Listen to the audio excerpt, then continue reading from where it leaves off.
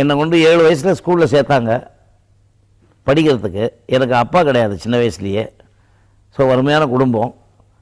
என்னை கொண்டு போய் ஸ்கூலில் சேர்த்த உடனே அந்த ஸ்கூல் தள்ளி ஒரு 3 ஸ்கூல் தள்ளி மியூசிக் கற்றுக் கொடுக்குற ஒரு ஸ்கூல் இருக்குது.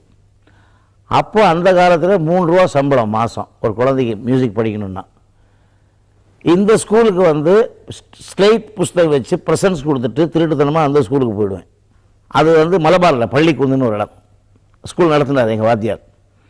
அங்கே போய் 2 வருஷம் அப்படியே நான் இந்த பாக்கி உள்ள பிள்ளைகளுக்கு எங்கள் வாத்தியார் சொல்லிக் கொடுக்குறத அப்படியே கேட்டு ஒரு நாள் விஜயதசமி அன்னைக்கு என்னுடைய ஹார்மோனிய போட்டி எடுத்து அந்த மியூசிக்கில் நான் அந்த ரூமுக்கு நான் பாய் ஆகிட்டேன். சின்ன அந்த அவங்களுக்கெல்லாம் பூ பறித்து கொடுக்குறது, ரிக்ஷா கூட்டி கொடுக்குறது, இங்கே தான் படிக்க வருதுன்னு சொல்லி வீட்டில் சொல்லிட்டு வர்றது.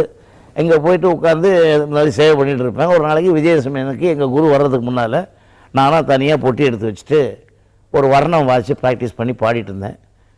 நேராக எங்கள் வாத்தியார் வந்தார். என்னை அப்படியே ஹக் பண்ணிவிட்டு கண்ணில் தாரதாரியாக ஜெல்லாம் விட்டுட்டு, நான் காசுக்கு மாரடிச்சு இந்த பசங்களுக்கெல்லாம் சொல்லிக் கொடுக்குறேன், நான் வந்து உனக்கு இன்னது வந்து ஃப்ரீயாக சொல்லித்தரேன்னு சொல்லி கடும் உழைப்பாக ஒரு 3 வருஷத்தில் என்ன கண்ணனூருங்கிற ஊரில் மலபாரில் டவுன் ஹாலில் சங்கீத அரங்கேற்றம் பண்ணி 4 மணி நேரம் கச்சேரி பண்ணேன்.